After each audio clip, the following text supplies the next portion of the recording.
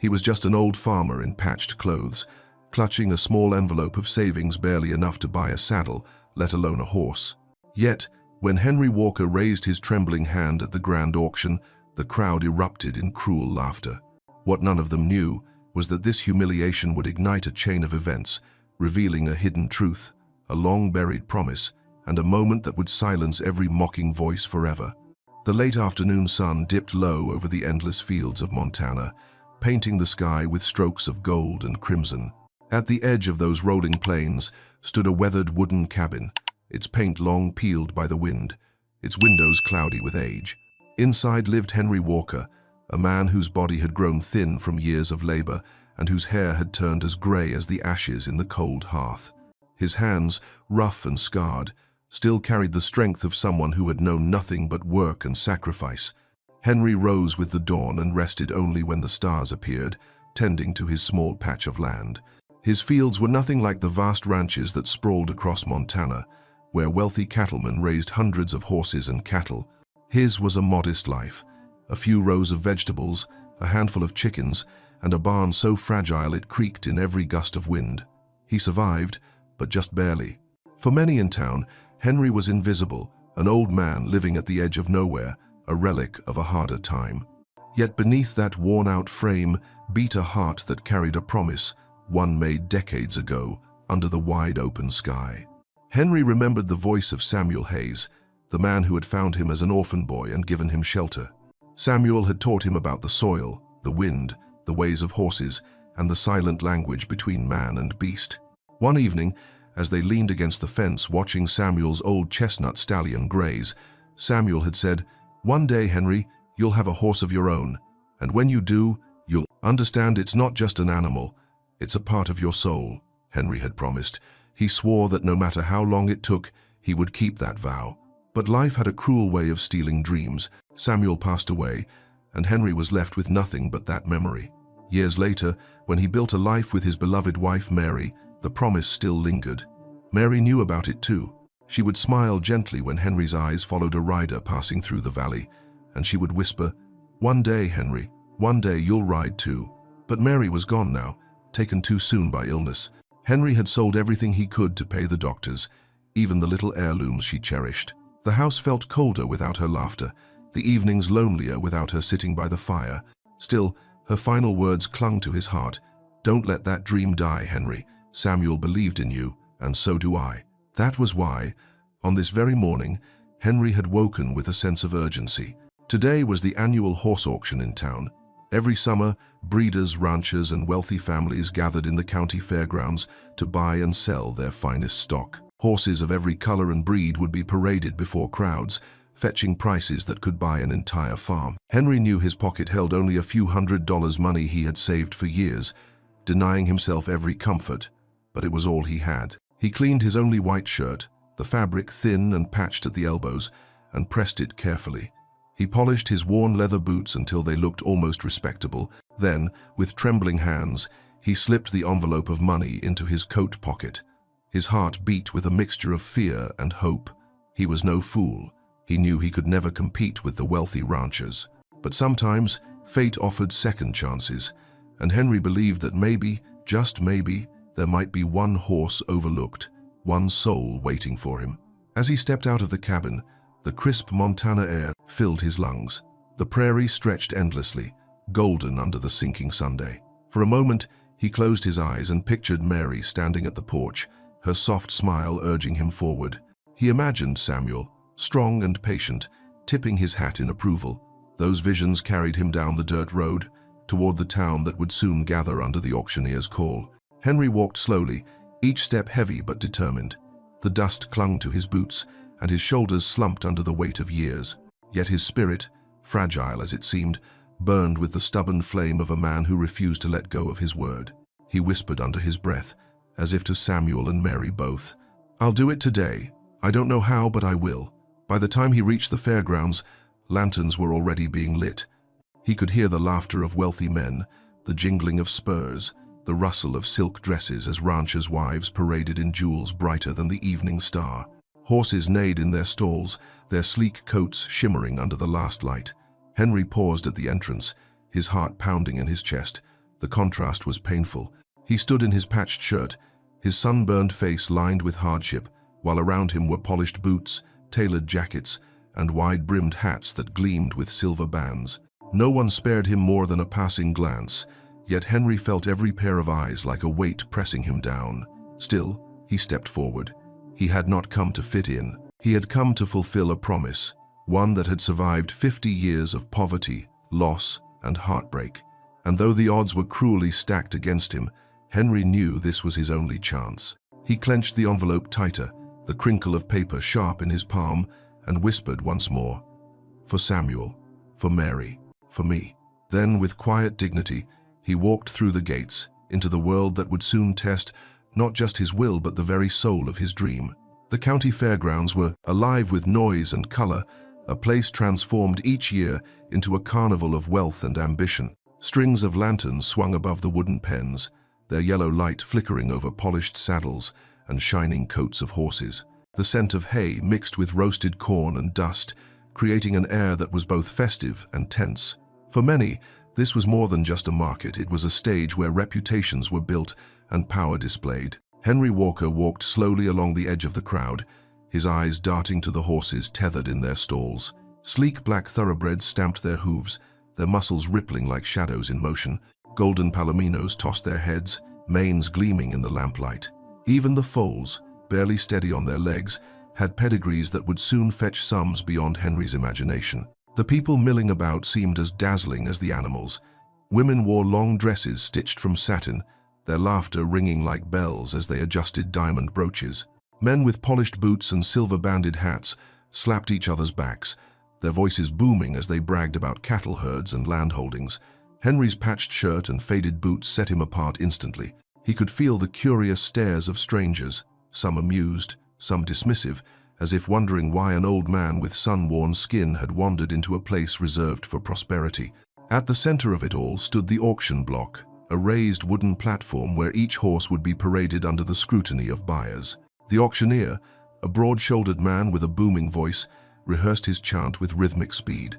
Assistants led a magnificent black stallion across the stage, its coat shining like oil. The crowd leaned forward, eager, the tension sharp as the first numbers rang out. $10,000 to start, the auctioneer barked. Bidding erupted like gunfire. Voices shot from every corner, numbers climbing higher and higher until the stallion sold for a take price that could have bought Henry's entire farm 10 times over. Cheers and applause followed as the proud new owner, a rancher in a velvet vest, shook hands with friends. Henry shrank back into the last row of benches. His envelope felt heavy in his pocket, though its contents were pitiful compared to the stacks of bills flying around him. Still, he refused to turn away. He had not come to watch wealth change hands. He had come to wait for an opening, a moment when fortune might forget its favorites. More horses were paraded out sleek bays, glossy paints, even a gray mare with a bloodline traced back to champions. Each time, the bidding rose swiftly, outpacing Henry before he could even consider raising his hand. He clenched his fists, forcing himself to remain seated as one after another disappeared into the hands of men who laughed loudly, already planning to stable their new prizes. The crowd's attention was drawn most toward a group of young men at the front, sons of ranchers, brash and entitled. Among them was Tommy Reed, tall and broad-shouldered, dressed in clothes that looked freshly bought for the occasion. Tommy was the son of Richard Reed, owner of the largest ranch in the valley, and he carried himself with the arrogance of someone who had never been told no. Tommy joked loudly with his companions, pointing at each horse with exaggerated gestures, driving the bidding higher just for sport. The auctioneer indulged him, eager to keep the energy alive, while the crowd laughed at every arrogant remark. It wasn't about the animals for Tommy. It was about power, about reminding everyone in the room that his family's wealth was unshakable. Henry tried to ignore him, focusing instead on the quieter horses. His eyes settled on a bay mare standing near the edge of the pen, not as young or as sleek as the others, but with a steady gaze that reminded him of Samuel's old Blaze. The mare pawed the ground once, then lifted her head, meeting Henry's eyes across the distance. Something stirred in him, a memory, a feeling, as if the animal itself were calling out for him. Finally, the auctioneer waved toward the mare. His voice, which had thundered moments ago for a prized stallion, softened. "We'll start this one at $500. Silence filled the hall. The wealthy ranchers exchanged glances, uninterested. For them, the mare was ordinary, not worth their time. Some turned back to their drinks, others to their conversations. Henry's heart pounded, his hand rose, trembling but certain. 500, the auctioneer called. Do I hear 6? For a moment, the only sound was the shuffle of boots on sawdust. Henry dared to hope. His chest tightened, ready to believe that this could be the chance Samuel and Mary had spoken of, that maybe the universe had finally carved a space for him in its grand design. But then, a mocking voice cut through the silence. Well, look who thinks he belongs here. It was Tommy Reed, his grin spreading wide as he twisted in his seat to face Henry. The old farmer wants a horse. Tell me, Walker, what'll you feed it? Your last sack of potatoes? Laughter erupted from his friends, rolling across the hall like thunder. The auctioneer shifted uncomfortably, his gavel poised in midair. Henry's throat burned, his hand trembled, but he kept it raised. I have my savings, he said quietly, though his voice barely carried beyond the first rows. Your savings? Tommy scoffed, springing to his feet with theatrical flair. Well then, I'll give 1,000, just so everyone knows what a real bid looks like. The crowd roared again, some amused, others uneasy but unwilling to challenge the Reeds. Henry's face flushed, his envelope of bills suddenly feeling smaller than ever. Still, he clung to it, refusing to lower his hand. 1,000, the auctioneer echoed, relief in his tone. Do I hear 11? Henry's lips parted, the words caught in his chest. His hand hovered, but he knew the truth: his money would never stretch far enough. Yet his heart screamed against surrender. He whispered to himself, so low no one else could hear, "Not yet. I can't let go. Not yet." And so the night pressed forward, the laughter of the rich echoing in his ears, the promise of a lifetime slipping further from his grasp. The hall seemed to shrink around Henry as every eye turned toward him. The sound of Tommy Reed's derision still hung in the air, louder than the crack of a whip. For the wealthy young rancher, humiliating Henry was nothing more than a game, a way to draw laughter from his friends. For Henry, it was a knife turned in a wound that had never healed. The auctioneer hesitated, tapping the gavel against his palm. His booming voice, so confident when shouting high numbers for prized horses, now faltered. 1,000 to Mr. Reed, he announced, almost apologetically. Do I hear 11? 1,100? No answer came. The room was heavy with anticipation, the silence broken only by the restless shifting of horses in their pens outside.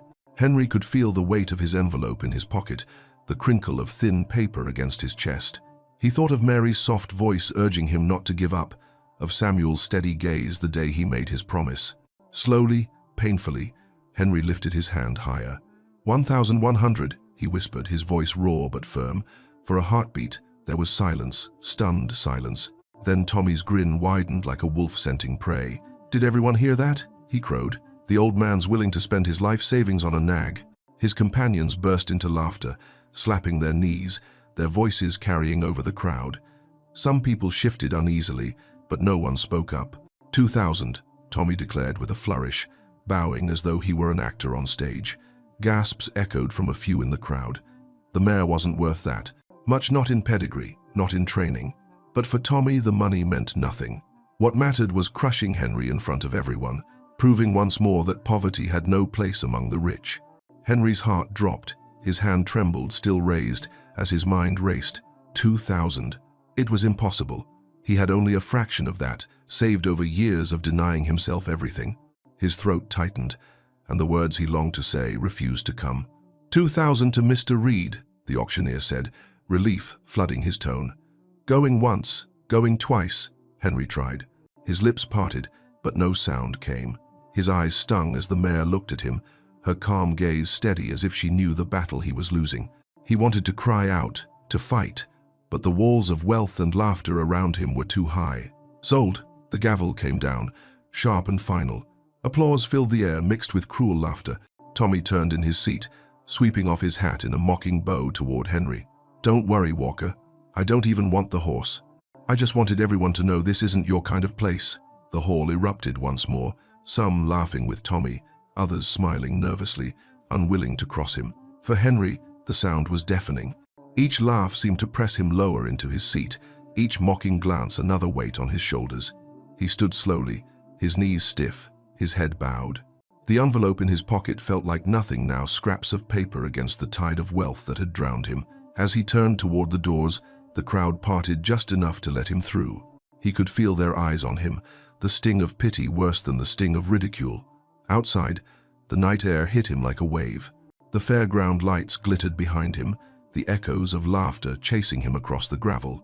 He walked past the pens where the remaining horses waited, their breath rising in white clouds against the dark. One of them snorted softly as he passed, and Henry paused, his chest aching. He had dreamed of walking away from such a place with a horse at his side. Instead, he was leaving with nothing but shame. He clenched his jaw, forcing back the tears that threatened to fall. He would not let them see him broken, not even Tommy Reed. Pride was the only possession he had left, and though battered, it was still his. Henry made his way toward the far fence, where the glow of lanterns faded and the quiet of the Montana night took hold. Above him, stars pricked through the velvet sky, ancient and unchanging, uncaring of the pain of one poor farmer. He leaned against the fence, drawing in a ragged breath, trying to steady the storm in his chest. It was then he heard footsteps behind him, slow, deliberate, not mocking like the laughter he had fled, but heavy, purposeful. He turned, startled, to find a man approaching, older, tall, with a presence that commanded attention even without a word. The stranger's hat shadowed his face, but his posture spoke of wealth and authority carried with quiet confidence rather than arrogance. "Mr. Walker," the man said, his voice low and steady, "would you spare me a moment of your time?" Henry blinked, confused. He didn't know the man, but something in his tone carried no trace of mockery, only curiosity. For the first time that night, Henry felt the laughter of the hall begin to fade, replaced by the faintest spark of something else, something he couldn't yet name. Henry froze at the sound of the stranger's voice, unsure whether to turn or keep walking into the shadows. His pride told him to leave, to vanish into the night before anyone else could add to his humiliation. But something in that steady tone stopped him, and against his instincts, he faced the man. The stranger stepped closer, the glow of a nearby lantern falling across his face. He was perhaps in his late 60s, tall and broad-shouldered, dressed in a dark coat that spoke of wealth, but not extravagance. His grey eyes studied Henry with an intensity that made him uneasy, as if searching for something buried beneath the lines of his weathered face. "Mr. Walker," the man repeated, tipping his hat politely. "My name is Richard Cole. I couldn't help but notice what happened back there." Henry stiffened, his jaw tightening. He hated pity most of all, and he braced himself for another polite dismissal, another reminder that he didn't belong. "I've no business with rich men tonight," he muttered, turning back toward the dirt road. But Richard did not step aside.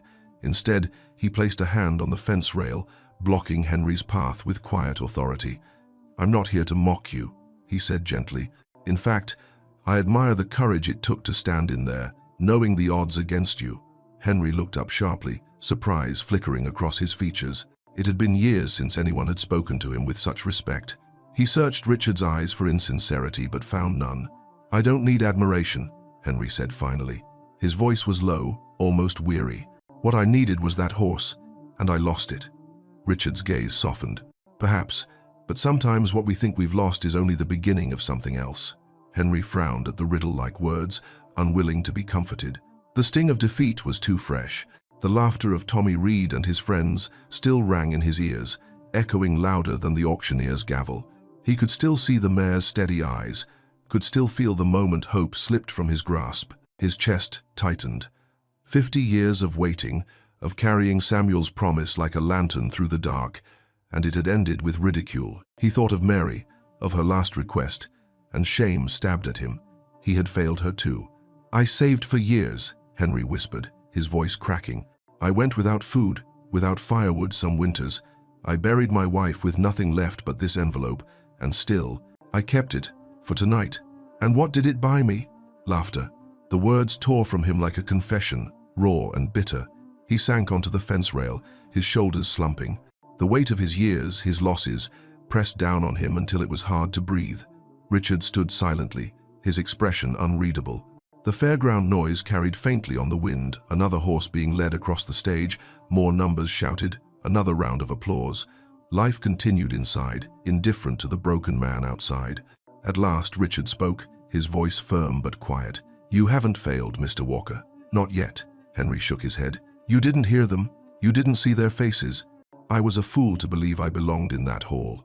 Richard's lips pressed into a thin line. Their laughter doesn't define you. You've lived a life most of them couldn't survive for a week. You've worked land with your bare hands. You've carried burdens they've never known. That isn't failure. Henry let out a bitter laugh. Fine words, but they don't put a horse in my barn. They don't keep a promise. Richard hesitated, studying Henry once more. For a moment, his expression changed nostalgia, recognition, something that flickered like a memory half remembered. He opened his mouth, then closed it again, as though holding back a truth not yet ready to be spoken. Instead, he rested his hand on the fence beside Henry. Mr. Walker, I have an estate in Wyoming, not far from here. I would like you to come with me tonight. There's something I believe you should see. Henry looked at him in disbelief. Why? What business would a man like you have with a farmer like me? Richard's gray eyes met his, unwavering. Because when I looked at you tonight, I felt as though I'd seen you before, long ago, and I don't believe in coincidences. Henry's breath caught. He searched Richard's face again, but the memory would not come. Still, something about the man unsettled him, a familiarity he could not explain. The night stretched quiet between them. Beyond the fence, the prairie wind stirred the tall grass, whispering like voices from another time. Henry thought of Samuel, of Mary, of promises broken and unbroken. He thought of the mare's eyes, of Tommy's laughter, of his own humiliation. And he thought of the stranger before him, offering not charity, but mystery. Finally, Henry pushed himself to his feet. His voice was steady, though his heart trembled. All right, Mr. Cole, show me what you mean. Richard nodded once, a hint of relief in his expression. He gestured toward a waiting carriage at the edge of the fairground. Together, they began to walk, leaving behind the bright lights and cruel laughter of the auction. For Henry, defeat still weighed heavy. But as the stars wheeled overhead and the night swallowed the fairground behind him, he felt the faintest shift in the air, like the first stirrings of a wind that could change the course of his life. The wagon rattled softly along the dirt road, its wooden wheels crunching over gravel as the fairground lights dwindled behind them. Henry sat stiffly on the bench seat beside Richard Cole, his hands clasped tight in his lap. The night air was sharp, tinged with the scent of sagebrush and pine, and the silence between the two men grew heavier with each mile. Henry's thoughts churned. He could still hear Tommy Reed's mocking laughter ringing in his ears, see the smug bow that had reduced him to a fool in front of the entire town. Every jolt of the wagon seemed to hammer the truth deeper. He had failed, yet beside him sat this stranger, composed and quiet, who had pulled him out of the shadows with an invitation Henry still couldn't quite understand. Finally, Henry broke the silence. I don't know why I'm here. You don't owe me a thing, Mr. Cole. I'm just a poor farmer with nothing to offer. Richard kept his eyes on the road, the reins steady in his hands. You may see yourself that way, but I see something else. I saw a man stand his ground tonight when the world laughed at him. That takes a kind of strength money can't buy. Henry turned to study him, the flickering lantern on the wagon casting sharp lines across Richard's face. The man carried himself with ease, but not the arrogance of men like Tommy Reed. There was gravity in his tone, a quiet dignity Henry rarely encountered among the wealthy. Still, suspicion gnawed at him. So what is it you want from me? Charity? Gratitude? Richard shook his head. Neither. What I want is to understand why that horse mattered so much to you. You weren't bidding for profit or prestige. Your eyes told a different story. Henry looked away, staring into the darkness where the prairie stretched endlessly. Memories pressed at him, heavy and insistent. Samuel's voice, Mary's smile, the weight of a promise carried too long. He clenched his jaw, unwilling to spill his soul to a stranger. Yet something in Richard's steady presence drew the words from him, piece by piece. It was never just about a horse, Henry said at last, his voice rough. It was about keeping a promise I made 50 years ago, to the man who raised me when I had no one else. Richard glanced at him, but said nothing. The reins creaked as the horses pulled the wagon up, a gentle rise. Henry exhaled slowly. Samuel Hayes, that was his name. He took me in when I was just a boy, barely old enough to remember my own parents. He taught me how to work the land, how to mend fences, how to listen to the wind. But more than anything, he taught me about horses. He had one, a chestnut stallion named Blaze. They understood each other like they spoke the same language. I used to sit for hours just watching them. Samuel told me one day I'd have a horse of my own, and that when I did, I'd understand what it meant to truly belong somewhere. I swore to him I would. His voice faltered. He could still see Blaze's gleaming coat in the sun, still hear Samuel's deep laugh as the horse nudged his shoulder, but Samuel got sick. We sold Blaze to pay for medicine, and it still wasn't enough. I buried Samuel with nothing left but that promise, and then life. Life had other plans. I worked, I built what little I could, I married Mary. She believed in me, even when I stopped believing in myself. Before she passed, she told me not to let the dream die, so I saved. For years, I saved every penny. Tonight was supposed to be the night I kept that promise.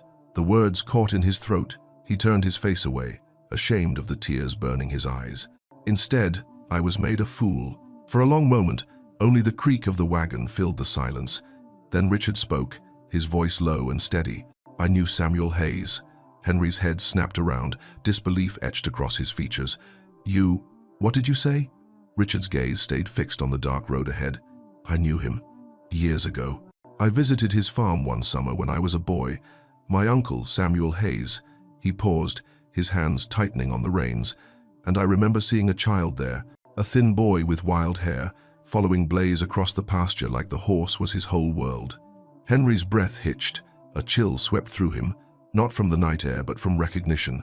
He searched his memory, fragments rising like smoke. A young boy dressed in finer clothes than he'd ever owned, standing awkwardly by the fence, watching Blaze with wide eyes.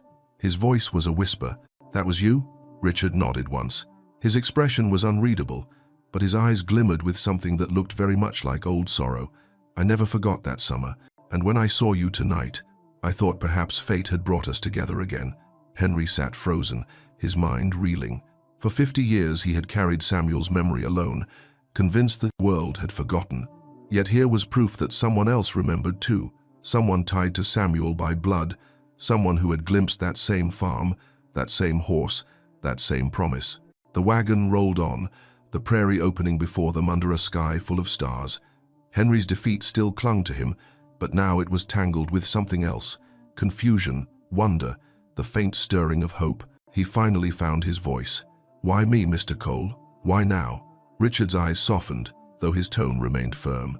Because some promises are too important to die, and I believe Samuel meant for you to keep yours.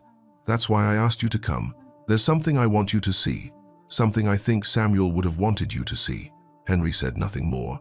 He sat in silence, the weight of the night pressing in, his heart pounding with a mix of fear and anticipation. He didn't know where this road would lead, but for the first time since Mary's passing, he felt the faintest spark that his story was not yet over. The road stretched endlessly across the prairie, the wagon wheels grinding against dirt and stone. Above them, stars spilled across the sky in countless sparks of silver.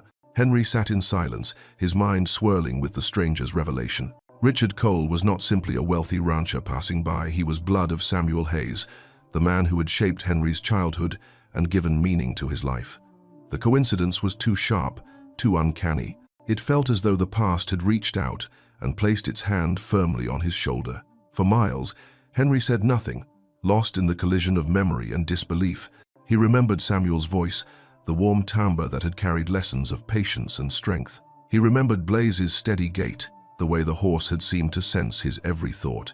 And now this man beside him claimed to be part of that story, part of the life Henry thought had vanished forever when the farm was sold and Samuel buried. Finally, Richard broke the silence. You spoke of a promise, he said, his voice low. What exactly did Samuel ask of you? Henry swallowed hard, the ache in his throat rising. It was more than a request, it was a vow. He stared into the darkness, seeing not the prairie but a younger version of himself, barefoot and thin, standing beside Samuel by the corral. He told me once that a man and his horse are bound in a way few can understand, that it isn't about ownership or pride, it's about trust, a bond of souls. He made me promise I'd have one someday, a horse of my own, and that I'd honor that bond. I swore I would, even if it took my whole life. His hands tightened in his lap, the veins in his arms standing out. But life doesn't wait for promises. Samuel fell sick, the farm couldn't hold itself together, and we sold Blaze. After that I had nothing but work. When Mary came into my life I tried again. She believed in that dream, even when I was too tired to believe in it myself. And when she was dying, she told me to keep the promise, to Samuel and to her.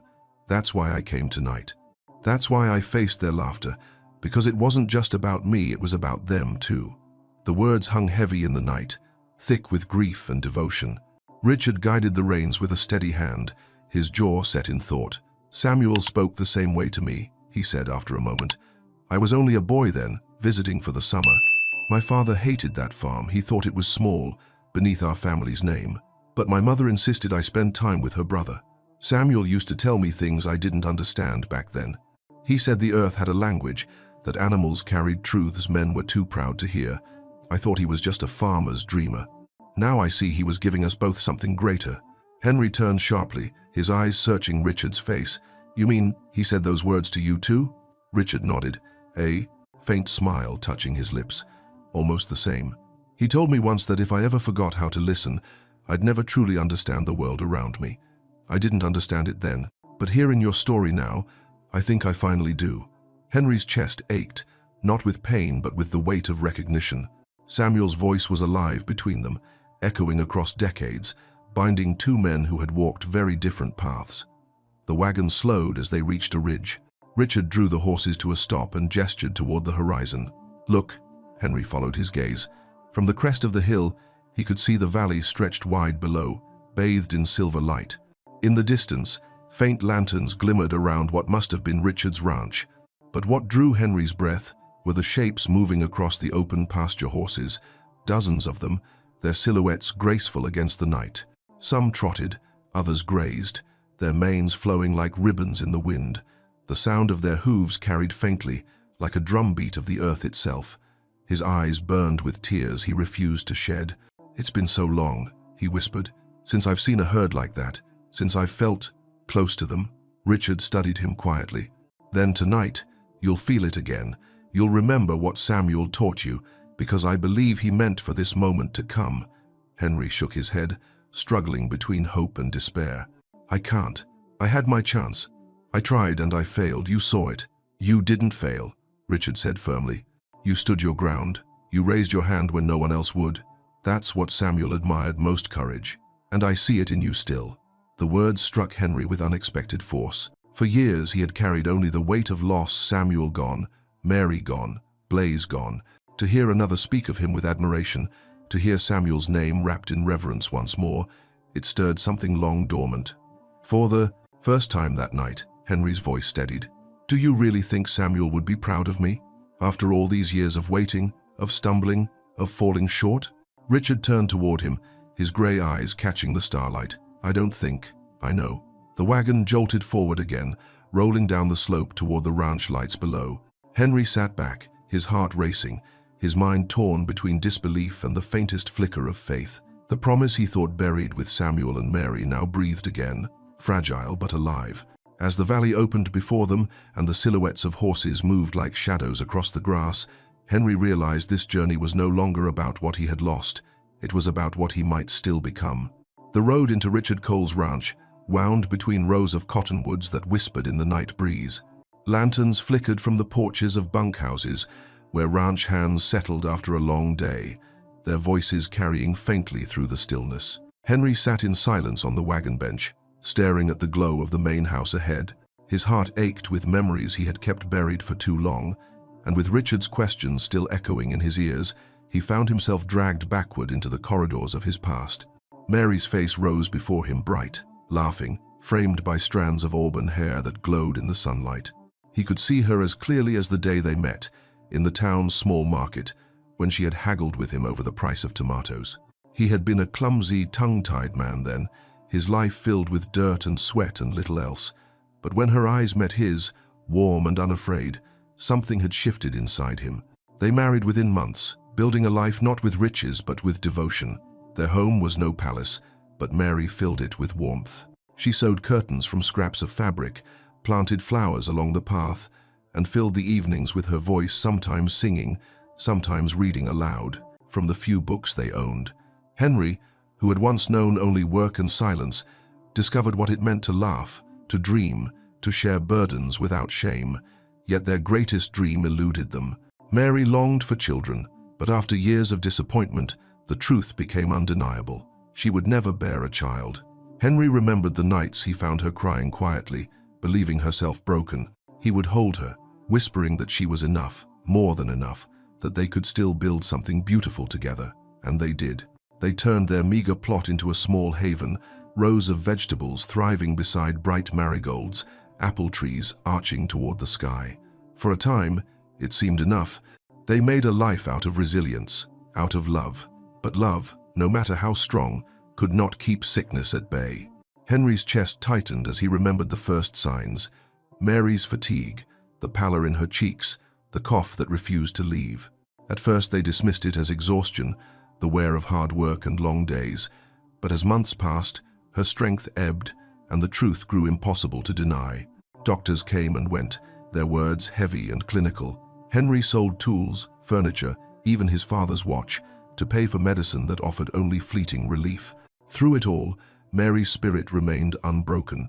She smiled through her pain, tended her flowers when she could, and told Henry stories at night to keep his mind from despair. But he could see the light fading from her eyes, the weight of each breath growing heavier.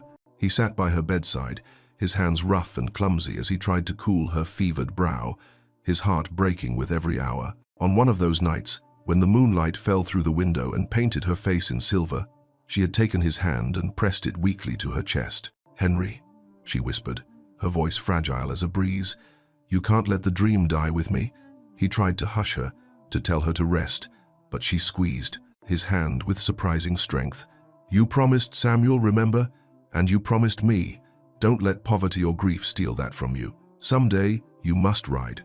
Someday, you must find that horse. Not just for you, for us." Tears burned Henry's eyes as he bent to kiss her hand. "Mary, I can't do this without you." "Yes, you can," she breathed.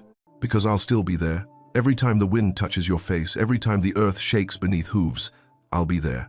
But you must keep the promise." She passed weeks later, her final smile lingering in his memory like a flame that refused to die. Henry buried her beneath the apple tree she had planted, the blossoms falling gently over her grave, as though the earth itself wept with him. From that day on, he was a different man, quieter, lonelier, but still carrying that last request. The envelope of money became more than savings. It became sacred. Every coin dropped into it was a prayer. Every dollar earned a step toward fulfilling the vow that bound his heart. When the years grew hard, when his back ached and his spirit faltered, he clung to the thought of Mary's voice. "Don't let the dream die with me." Now, sitting beside Richard Cole with the valley opening before them, the weight of those memories pressed so heavily that Henry could scarcely breathe. He had failed at the auction, humiliated and powerless, and yet here was this man, this stranger who was not a stranger, telling him the promise still lived. Henry spoke at last, his voice raw. "I loved her more than life itself, and when I couldn't save her, I swore I'd save this dream. But tonight, I thought it slipped away forever." Richard guided the wagon carefully down the slope, his face lined with empathy. "Dreams that survive loss are the ones that matter most. Samuel knew it, Mary knew it, and now you must believe it too." Henry turned away, staring at the herd of horses grazing in the moonlight. His vision, blurred with tears, but for the first time in years, he let them fall freely. The road to this moment had been carved by both love and loss, and as the wind brushed his cheek, he felt Mary's words once again. "Every time the earth shakes beneath hooves, I'll be there." He bowed his head, whispering into the night, "Then let me not fail you now."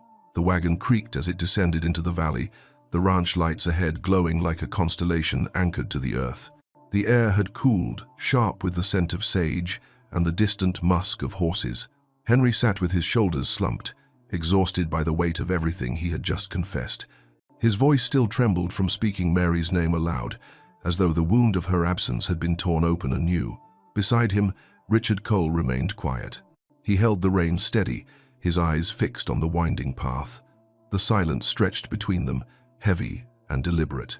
Henry had expected questions, or perhaps polite words meant to soften the grief he had exposed. Instead, Richard offered nothing, no interruption, no comfort, only silence that seemed to deepen with each passing minute. At first, Henry bristled. He had laid his heart bare, told stories he had kept locked away for decades, and the man beside him gave no response.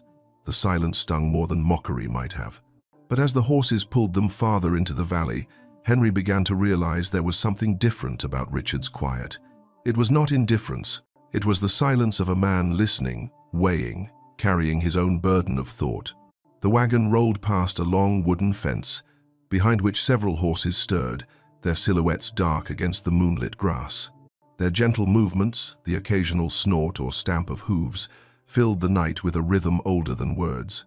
Henry found himself listening to them, letting the silence become less of a void and more of a presence, like Samuel used to do when watching Blaze. Richard finally spoke, his voice low and careful, as if breaking the quiet required effort. "You loved her deeply," he said. It was not a question, not a platitude, but a statement of fact. Henry swallowed hard. "More than life. She was the reason I kept going when everything else fell apart." Richard nodded once, his gaze still ahead. Then he fell silent again, and Henry felt frustration rise. "You ask me for my story, and when I give it, you sit there like a stone. What is it you're not saying, Mr. Cole?" The older man's jaw tightened, his grip on the reins firming until the leather creaked. For a long moment he said nothing, and Henry thought he would remain locked in silence forever. But then Richard exhaled, a long breath that seemed to carry years of unspoken memory. "There are truths," he said quietly, "that are harder to carry than silence. Sometimes a man keeps them locked away, not because he doesn't trust others, but because speaking them out loud feels like tearing open a scar." Henry studied him in the dim light. Richard's profile was etched with lines of weariness, but there was something else there, regret, heavy and unyielding. "So what truth is it you've been keeping?" Henry asked. Richard's hands twitched on the reins, but he did not answer right away. They rode past another stretch of fence, where a group of horses grazed peacefully, their coats glimmering faintly under the moon. "Finally," Richard said, "Samuel wasn't just my uncle. He was the only member of my family who treated me as though I mattered." Henry blinked. He had not expected that. "My father was a man of power, a rancher whose only measure of worth was profit," Richard continued. "He saw me as an heir to his empire, nothing more. But Samuel spoke to me like I was a boy with a soul. He gave me summers of freedom, of learning things no school or book could ever teach. And then one summer, he introduced me to a child he had taken in. A boy who had no family, no name worth remembering, but who looked at Blaze with a devotion I had never seen in another human being." Henry's breath caught. The image was as vivid as if it had happened yesterday, a boy in finer clothes, awkward but curious, standing by the fence. The memory he had dismissed as a blur now sharpened into clarity.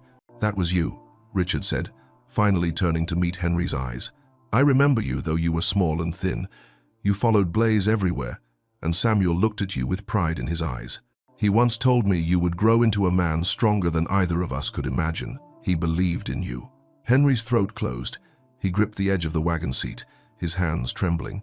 To hear Samuel's voice echo through Richard, after so many years of carrying it alone, was almost unbearable. "And yet you never sought me out," he rasped. "All these years, you knew of me, and you let me drift into nothing?"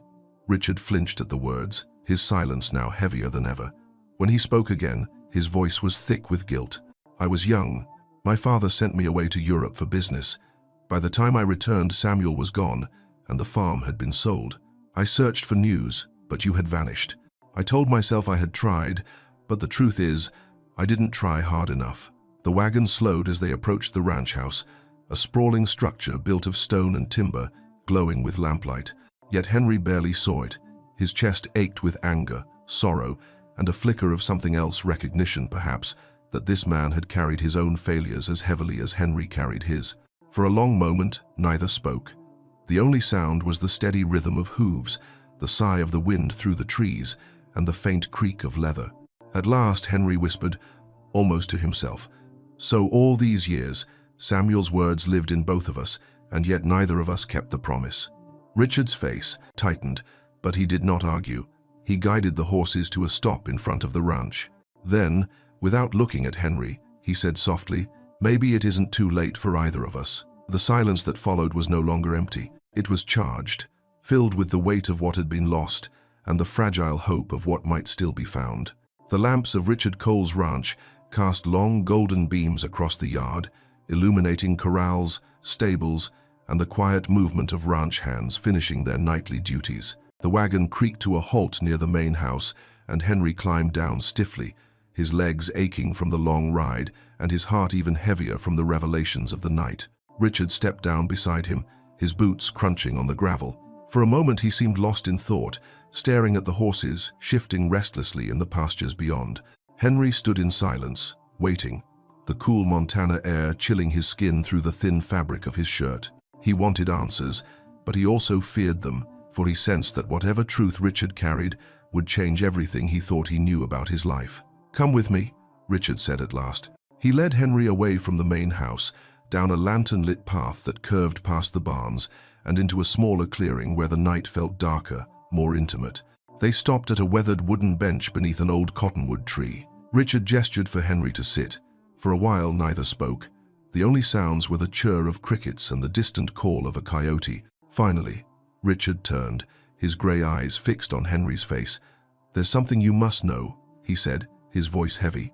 "Something Samuel never told you, something I should have spoken of years ago." Henry's chest tightened, his fingers dug into the bench. "Go on," Richard exhaled, steadying himself. "When Samuel found you, he wasn't the only one there. I was with him. We came across you near the creek at the edge of his property. You were no more than 3 years old, barefoot, hungry, abandoned. Samuel didn't hesitate for a second. He lifted you into his arms, and from that moment on, you were his." Henry's breath caught. He had always known Samuel took him in as an orphan, but to hear that Richard had been a witness that another pair of eyes had seen that moment made it suddenly real in a way it had never been. "You saw me," Henry whispered, almost disbelieving. "I did," Richard said, his voice trembling now. "I remember Samuel holding you, promising you'd never be alone again. I remember the way Blaze nuzzled against you, as if even the horse recognized you were meant to belong there. I remember thinking you were lucky that even without a family, you had found a man like Samuel to protect you." Henry stared at the ground, overwhelmed. "And yet, you left. You disappeared. For all these years, I thought no one remembered I even existed." Pain flickered in Richard's eyes. "I was only a boy myself. My father despised the time I spent there, said it was beneath me. When he sent me overseas, I had no choice but to obey. By the time I returned, Samuel was gone, the farm was gone, and you had vanished. I tried to find you, Henry. I did. But you had moved on, and the trail was cold. I carried the memory of you, but I let it slip into silence." Henry's hands trembled. He thought of the lonely years after Samuel's death, the endless work, the hollow ache of being unseen. All this time, he had believed himself a forgotten shadow. To know Richard had remembered him, that Samuel's love was witnessed and carried by another, struck him with both comfort and fury. "Why now?" Henry demanded, his voice raw. "Why wait until tonight? Why let me suffer all these years thinking I was nothing, when you knew different?" Richard's expression twisted with regret. "Because I was a coward. Because I thought perhaps you had built a better life and didn't need me dragging up the past. But when I saw you at that auction, standing there with your hand raised, holding on to a dream when everyone mocked you, I knew I couldn't stay silent anymore. You were the boy Samuel believed in, and I realized I still believed in you too." Henry turned away, tears stinging his eyes. He saw again the faces of Tommy Reed and his friends, their laughter slicing through him. He thought of Mary, urging him to keep the promise. And now this man, tied to Samuel by blood, telling him he had never been forgotten. The world seemed to tilt beneath him. Richard placed a hand on his shoulder. "Samuel once told me that promises have a way of surviving even when men fail. He said they pass from one heart to another, waiting for the right moment to be fulfilled. Tonight, I believe that moment has come." Henry looked up, his voice barely a whisper. "What are you saying?" "I'm saying," Richard replied, "that Samuel's promise to you is still alive, and tomorrow you'll see how." The night closed in around them, thick with unspoken weight. Henry sat motionless, the truth still sinking in, while Richard rose and gestured toward the barns. "Come, you'll need rest. The morning will bring answers." As Henry followed reluctantly, he felt the pieces of his life shifting in ways he had never imagined. For 50 years, his story had been one of solitude, of promises made and promises broken. Now, with Richard's words still echoing, he realized that perhaps the story was only just beginning. Dawn broke over the valley in streaks of rose and gold, the air crisp with the scent of dew and sage. Henry woke in a small guest room of Richard Cole's ranch house. the unfamiliar comfort of a feather bed beneath him. For years, he had known nothing but the thin mattress in his own cabin, sagging and patched with quilts Mary had sewn long ago. To wake here, in a place filled with warmth and quiet abundance, was both disorienting and humbling. He dressed slowly, tugging on his worn boots and smoothing the wrinkles from his shirt. Outside, the ranch stirred with life. The lowing of cattle drifted from the far fields, while the neighing of horses carried across the morning air. Somewhere nearby, men called to one another as they saddled up for the day's work. The place was alive in a way Henry hadn't felt in years, pulsing with the rhythm of people and animals moving in harmony. Richard waited for him by the porch, his broad frame silhouetted against the rising Sunday. "Come," he said simply, motioning toward the pastures. They walked side by side down a path lined with wooden fences. To Henry's right, rows of barns stretched long and sturdy, each roof catching the light of morning. To his left, fields opened wide, dotted with cattle and sheep, but it was the sight ahead that stole his breath, a sweeping pasture where dozens of horses grazed, their coats shining in hues of chestnut, bay, gray, and black. The herd moved as one, graceful even in their stillness, a living tide of strength and beauty. Henry stopped in his tracks, his eyes wide. "Lord Almighty," he whispered, "I haven't seen a sight like this since Samuel's farm." Richard's face softened. "They're my pride, more than any cattle or land I own. Horses were Samuel's gift to me. He taught me to respect them, to listen to them. I've carried that lesson all my life." They leaned against the fence, watching as a young stallion broke into a gallop, his hooves drumming the earth like thunder. The rest of the herd stirred, some tossing their heads, others joining him in bursts of motion. Henry felt the ground tremble faintly beneath his boots, and for a fleeting moment he was a boy again, running across fields beside Blaze, hearing Samuel's voice in the wind. Richard glanced at him. "Do you feel it?"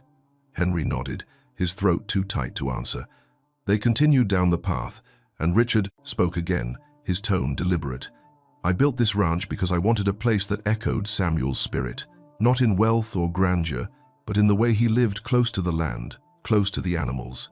Every horse here carries a piece of that legacy, and I believe one of them carries a piece of yours." Henry frowned, uncertain. "Mine? I've no claim to any of this." Richard stopped walking, turning to face him squarely. "You do, because Samuel's dream didn't end with him. It lived in you, and it has lived in me, though I tried for too long to bury it. Now it's time to honor it, together." Henry's pulse quickened. He looked back at the herd, their bodies glistening with sweat as they moved across the field. A mare paused to gaze at him, her ears flicking forward, her calm eyes steady. He felt the weight of her stare, as though she were measuring his soul. "Richard," Henry began, then faltered. The words felt too heavy, too impossible. "I don't know if I'm worthy. I've wasted years, failed at every turn. The world mocked me for even trying." Richard's voice was firm, but kind. "That's where they're wrong. You didn't waste years, you survived them, and you didn't fail. You carried a promise through grief and hardship when others would have let it die. That's not failure, Henry. That's faith." Henry swallowed hard, his eyes burning. He turned back toward the herd, watching the horses with a longing he could not name. He felt Mary's voice echo within him, the same words she had whispered in her final days. "Don't let the dream die with me." And now, standing here, it was as if the dream itself stretched before him, alive and breathing. Richard placed a hand on his shoulder. "This ranch is more than mine. It's Samuel's legacy, and I believe it's your destiny too. There's something I want to show you tonight, something I think Samuel himself would have chosen for you. But first, you must spend the day. Here, walk the land, see the horses, remember what it feels like." Henry nodded slowly, overwhelmed. He spent the hours that followed moving through the ranch, touching the warm wood of the fences, listening to the calls of ranch hands, watching the horses run with wild freedom. Each sound, each sight, pierced him with a bittersweet mix of memory and hope. As dusk approached, Richard returned, his expression solemn. "It's time," he said. "There's one more truth, Henry, and it waits for you in the valley." The two men walked down the slope together, lanterns swinging in their hands, their shadows long against the earth. Ahead, the pasture glowed in the light of the setting sun, and the herd gathered near the fence, restless, as if sensing something momentous was about to unfold. Henry's heart pounded with anticipation and fear. The past and present pressed in around him, converging in this place, on this night. Whatever secret Richard carried, Henry knew it would change everything once more, and this time he was ready to hear it. The valley spread wide before them, bathed in the deep amber glow of twilight. Lanterns swung from posts along the fences, their flames flickering in the breeze, casting long shadows across the grass. The herd of horses shifted restlessly, as though the earth itself hummed with anticipation. Henry walked beside Richard in silence, his boots crunching against the gravel, his chest tight with a mixture of dread and longing. They stopped at the wooden gate. Beyond it, the pasture opened like an endless ocean of grass, dotted with the silhouettes of the herd. Richard leaned against the gate, his gaze fixed on the horizon where the last light of day bled into indigo night. For a moment, neither man spoke. Then Richard broke the silence. "Henry," he said, his voice calm but deliberate, "this is where the promise comes alive." Henry gripped the top rail, his knuckles white. He could feel his heart hammering. "What do you mean?" Richard gestured toward the herd. "All my life I've collected horses, but I've never kept them for their bloodlines or their worth at market. I've chosen them because I believed Samuel would have chosen them, and tonight I want you to choose one. Not because you need charity, not because I pity you, but because Samuel's promise belongs to you." Henry's breath caught. The words settled in his chest like a stone and a spark all at once. For decades, he had dreamed of this moment, only to watch it vanish again and again. And now, here it was offered not by chance, but by the hand of Samuel's kin, under the same wide sky that had once carried Samuel's lessons. He shook his head, overwhelmed. "I can't.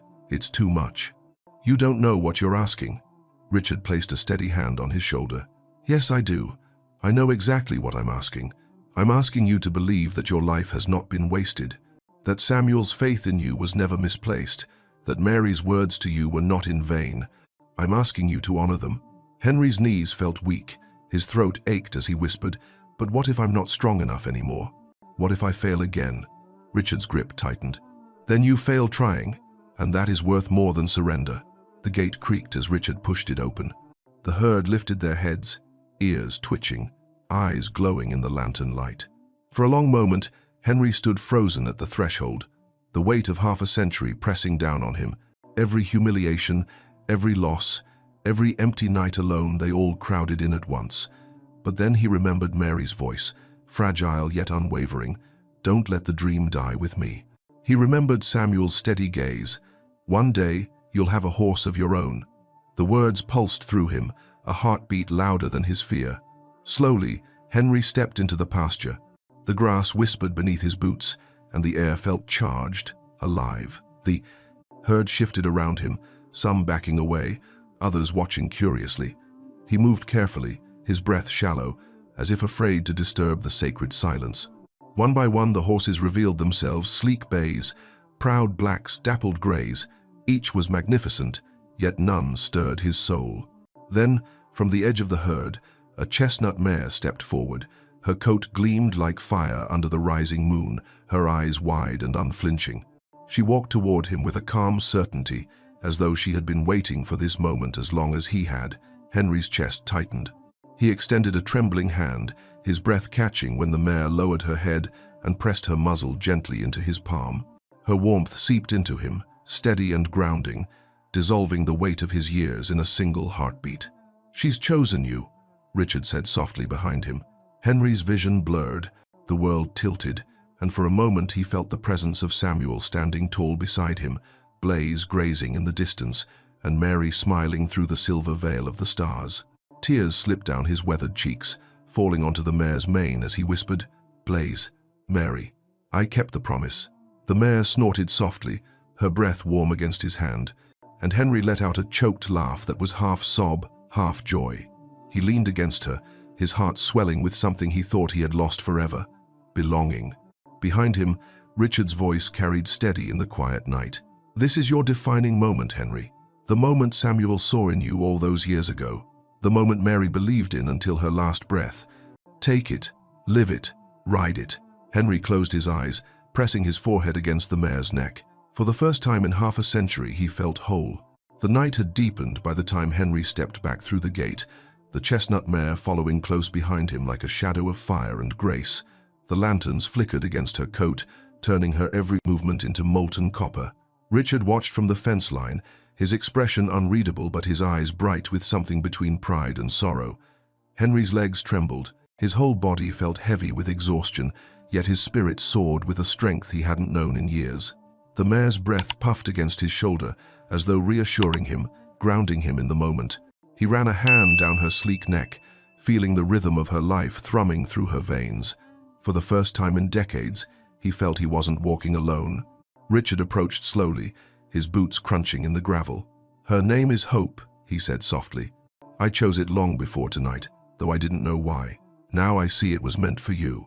Henry swallowed hard, his throat raw. "Hope," he repeated, the word tasting new and sacred on his tongue. He looked into the mare's steady eyes and whispered, "So it was always you, always waiting for me." Richard laid a hand on the gate. "She isn't just any horse, Henry. She came to me from a small breeder in Wyoming who said she was born with a strange calmness, as though she carried something greater than herself. I bought her because she reminded me of Blaze Samuel's Blaze. Now, looking at you with her, I know why I kept her." Henry stroked Hope's muzzle, his heart aching with gratitude and disbelief. "It's like Samuel sent her here himself, like Mary guided me to this night." They stood in silence for a long while, man, horse, and witness bound together beneath the stars.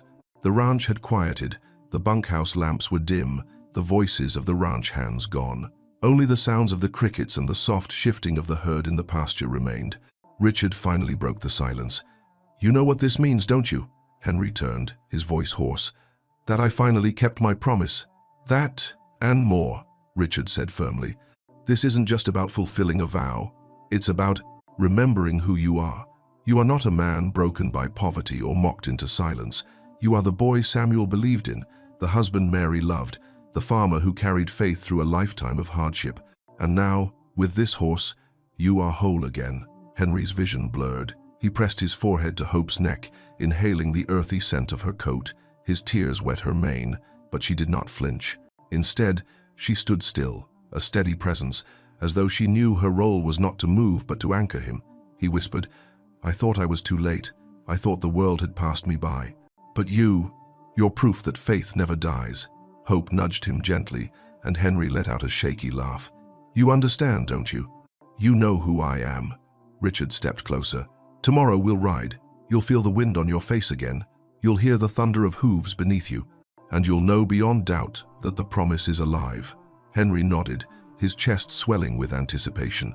Yet in the quiet of his soul, another voice stirred Mary's voice, soft and enduring. "Every time the earth shakes beneath hooves, I'll be there." He closed his eyes, and for an instant he felt her presence beside him, her hand warm in his, her smile as real as the stars above. The night drew on, but Henry could not bring himself to leave Hope's side. Long after Richard returned to the house, Henry remained by the fence, whispering to the mare, telling her of Samuel, of Mary, of years of toil and loss. She listened with unblinking eyes, ears twitching as though absorbing every word. At last, when fatigue threatened to overcome him, Henry laid his hand one final time on her neck. "Tomorrow, Hope. Tomorrow we ride." The mare gave a soft whinny, as though answering. Henry turned toward the guest house, his steps lighter than they had been in years. For the first time in half a century, he carried not just the memory of a promise, but the living proof of its fulfillment walking at his side. And in that moment, he realized something deeper. The horse was not only his salvation, she was his faith made flesh, the embodiment of every prayer whispered into the night, every tear shed into the soil, every ounce of love that had kept him standing. Hope was not just his horse, she was his resurrection. The morning broke crisp and bright, the sky washed clean by the cool night air. Henry stood in the yard of Richard Cole's ranch, Hope saddled and ready, her copper coat gleaming in the Sunday. His fingers fumbled with the reins, clumsy after so many years, but the mare was patient, steady beneath his touch. He felt as if she knew he was not just preparing for a ride, he was preparing for a reckoning. Richard approached, carrying himself with calm authority. "It's time," he said simply. His voice carried no doubt, only certainty. "You don't have to prove anything to me, but you deserve to prove something to yourself and to them."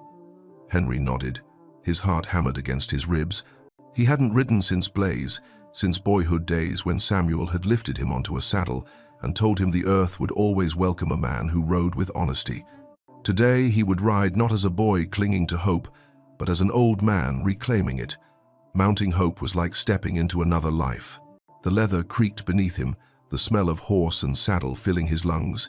When she shifted, he felt her strength through his bones, a power so alive it seemed to carry him higher than the ground itself. He tightened his grip on the reins, and for the first time in half a century, Henry Walker was not standing on weary legs, he was astride a horse of his own.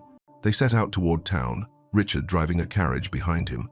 The dirt road stretched long and winding, bordered by fields still wet with morning dew. Hope's hooves struck the earth with steady rhythm, each beat echoing like a drum in Henry's chest. With every mile, the every 5 years seemed to peel away. He could almost hear Samuel's voice guiding him, almost feel Mary's hand resting gently against his back. By the time they crested the final hill overlooking the town, Henry's pulse had steadied into something new, resolve.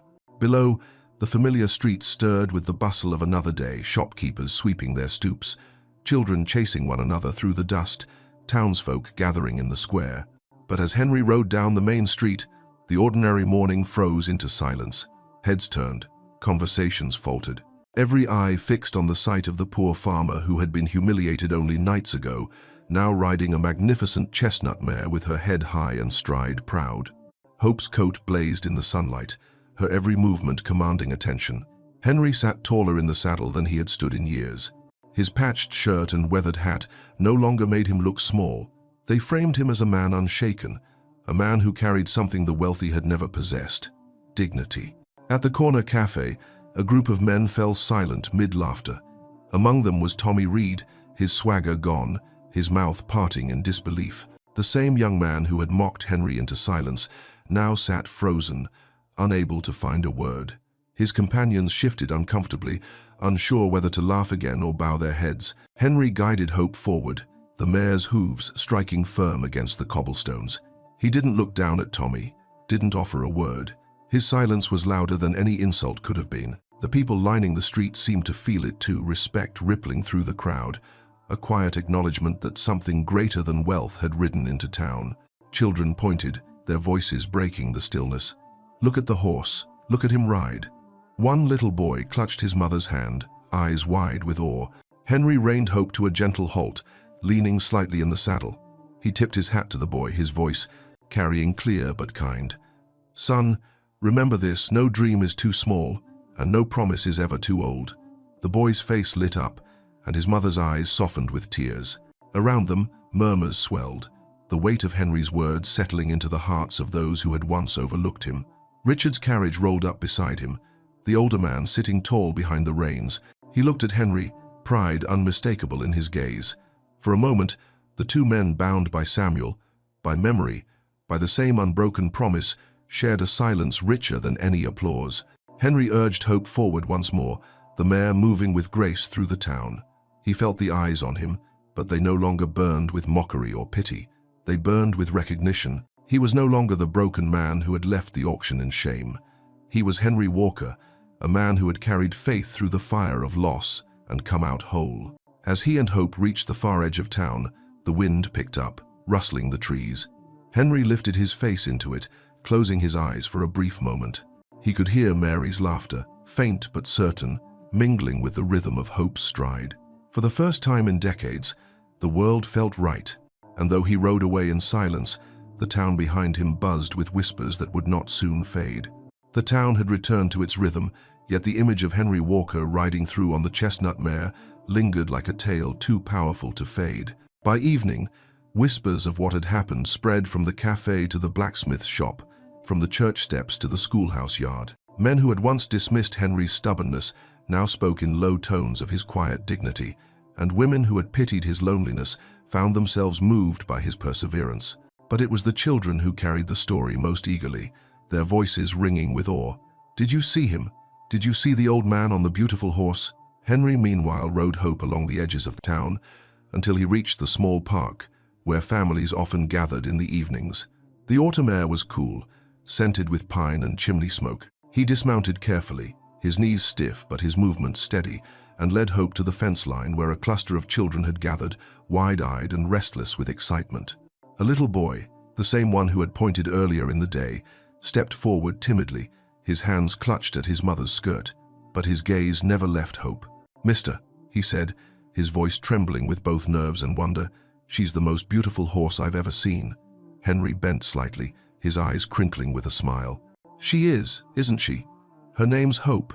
The boy repeated the name softly, as though it were a secret worth keeping.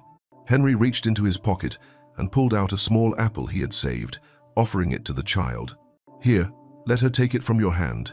The boy's eyes went wide, but with Henry guiding him, he held the apple out.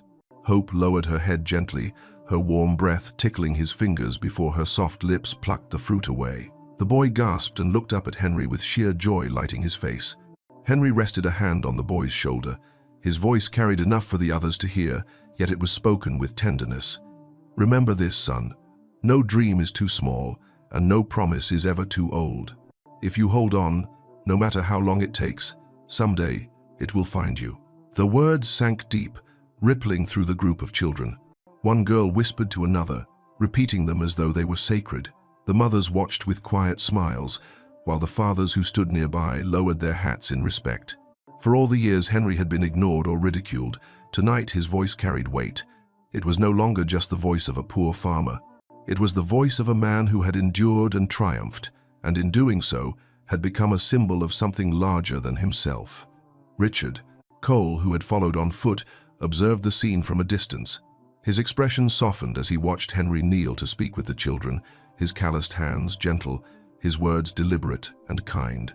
He thought of Samuel, then how his uncle had believed in the power of teaching through example, of showing rather than telling. Henry had learned that lesson well, and now he was passing it forward. As the evening deepened, lanterns were lit along the street. Henry mounted Hope once more, and the crowd parted instinctively, not with scorn or laughter this time, but with reverence. The boy who had fed Hope ran alongside for a few steps, waving eagerly. Henry tipped his hat once more, smiling down at him, before guiding Hope toward the open road. The sound of her hooves echoed in the quiet, steady and sure. With each step, Henry felt the weight of years falling further behind him. He had returned not only with dignity restored, but with a message planted in the hearts of those who would live long after him. Perhaps that was Samuel's true intention all along, not just for Henry to keep a promise, but to show others what it meant to never surrender one's faith. Above them, the first stars appeared, bright against the indigo sky. Henry looked upward, his eyes glistening. He thought of Mary again, her voice lingering like a prayer in the wind. "Every time the earth shakes beneath hooves, I'll be there." And he believed it, utterly. Hope flicked her ears back, as if she too heard the whisper. Henry leaned forward, stroking her neck. "We're not done yet, girl. There's still one more ride to make." With that, he urged her onward, the town lights fading behind them as horse and rider disappeared into the vastness of the prairie, carrying with them a promise kept and a message that would outlive them both. The prairie stretched endlessly beneath the fading light, golden grass rippling like waves under the evening wind.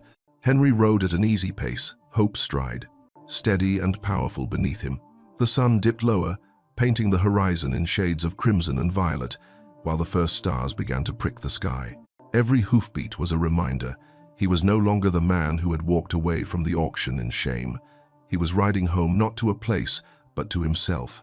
Richard's carriage followed at a distance, its lantern swinging softly, but Henry was scarcely aware of it. He was lost in the rhythm of the ride, the smell of horse and earth, the rush of air against his weathered face. He felt Mary beside him, her laughter in the wind, and Samuel's steady voice rising from the soil. They were gone, yet here, absent, yet closer than ever. When they crested a hill overlooking the town, Henry reined Hope to a halt. Below, the streets shimmered with lamplight, and though the sounds of the day had faded, he could still sense the echoes of the whispers that had followed him earlier. He thought of the children's wide eyes, of the boy's trembling hand as he fed Hope the apple. He thought of the way the crowd had parted, no longer in pity or ridicule, but in respect. For a long moment he sat in silence, his hand resting lightly on Hope's neck. "We did it," he whispered. "It took 50 years, but we did it." Hope flicked her ears, her breath warm in the cool evening. Henry smiled, the lines of hardship softening as joy replaced them. "Mary," he said softly, looking to the stars, "I kept the promise. Samuel, I kept it, and I am whole again." He urged Hope forward once more, and together they descended into town.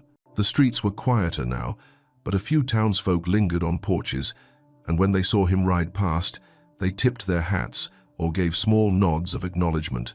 No words were needed. The gesture itself carried all the respect Henry had long been denied. At the cafe, Tommy Reed and his companions still sat outside, their laughter subdued, their bravado dimmed. They straightened as Henry passed, their eyes widening as if still unable to believe what they were seeing. Henry did not slow, did not speak. He merely looked ahead, his back straight, his presence a silent rebuke louder than any insult could be. For the first time in his young life, Tommy Reed said nothing. Farther down the street, a young boy again, the same child from before, saw Henry and ran to the edge of the boardwalk, waving frantically. Mister, will you ride through again tomorrow?" Henry laughed, a sound rich and unguarded. He pulled Hope to a stop and leaned down slightly, his smile warm. "Maybe I will, son, maybe I will. But you remember what I told you, no dream is too small, and no promise is ever too old." The boy nodded eagerly, as though the words had carved themselves into his heart forever. His mother pulled him close, tears glimmering in her eyes, and Henry tipped his hat before guiding Hope onward. Richard's carriage drew alongside him as they left the town behind, and for a moment the two men rode together, one on horseback, the other holding the reins of a wagon. Richard looked over at Henry, his voice steady. "You've closed the circle, my friend. Samuel would be proud, Mary too." Henry's eyes shone, though he blinked the tears away. "I feel them here, both of them. I thought I was alone, but I never was." They rode on into the quiet night, the ranch lights glimmering ahead like a beacon. Henry felt the weight of years fall from his shoulders, leaving only the truth, that love, faith, and promises kept were worth more than gold, more than land, more than the laughter of those who mocked him. When they reached the open pasture again, Henry dismounted and let Hope graze freely. He stood with Richard at the fence line, staring into the star-swept sky. The wind stirred, carrying with it the faintest whisper, or perhaps only the memory of one, "Welcome home." Henry smiled through his tears. The circle had closed, and within it he had found not just a horse, not just redemption, but peace. And now, tell me, what do you think about Henry's journey? If this story touched your heart, just drop a simple 0 or 1 in the comments. I'll know you were here. Don't forget to subscribe, because the next stories will bring you even more powerful moments between people and the animals that change their lives forever.